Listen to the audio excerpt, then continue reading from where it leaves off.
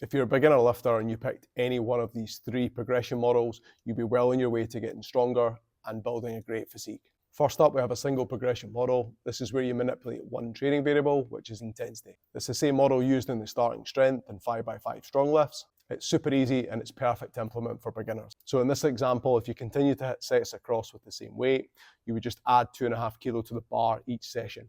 Whenever you're unable to hit sets across, like here, you would just stay at that same weight for the next session in the hope that you hit all sets across next time. Now, it's inevitable progress will stop. It's impossible to keep adding 2.5 kilo to the barbell every session. Now, when progress does start to stall, there's a number of things that you can do.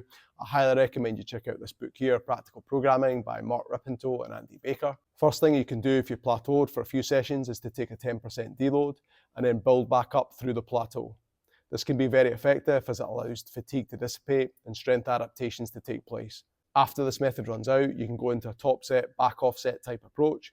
This way you're only doing 1 hard set instead of 3 hard sets, followed by 2 back off sets. Once this starts to run out, you can drop to 3 sets of 3 before finally moving to a top set of 3 with 2 back off sets. Now, different lifts will progress at their own rates, which is totally fine. You should be able to run this program for several months. However, once those newbie gains start to run off, you're going to need to move on to a more advanced training program. Next, we have double progression. This is where you're manipulating 2 training variables, volume and intensity. Again, it's super easy to implement and it's perfect for beginners. Now, the way it works is as follows. In this example, I've picked a rep range of 6 to 10, but this can be anything you want depending on the adaptations that you're trying to drive.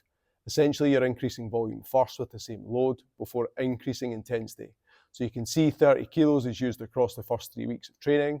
You'll notice because the desired sets across were not achieved in week 3, you stay at the same load for the following session.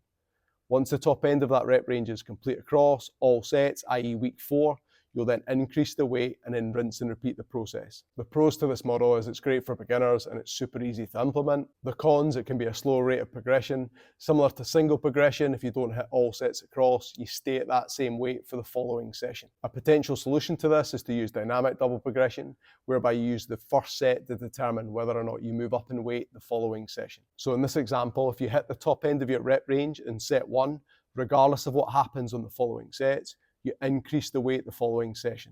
This allows for quicker progress. This is something I still use in my own training to this day. Now, if you're starting out in your training journey, which one would I choose? Honest truth, I don't think it matters. Just pick one and get started. All of them are effective at getting you stronger and adding load to the bar. Now, if I did have to choose one, I'd probably go for dynamic double progression because it allows for a quicker rate of progression rather than waiting for all sets across to be hit. Overall, pick one and get started. Choose exercises that you enjoy and you can do well with good form. Train them hard and consistently over a long period of time.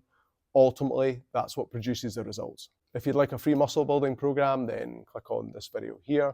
I also have this as a PDF. Just comment the words strength below and I can send it to you for free. It's got a training log that you can print off and it's just nice and easy for you to get started. If you have any questions on today's video, then fire a comment below. Thanks for watching.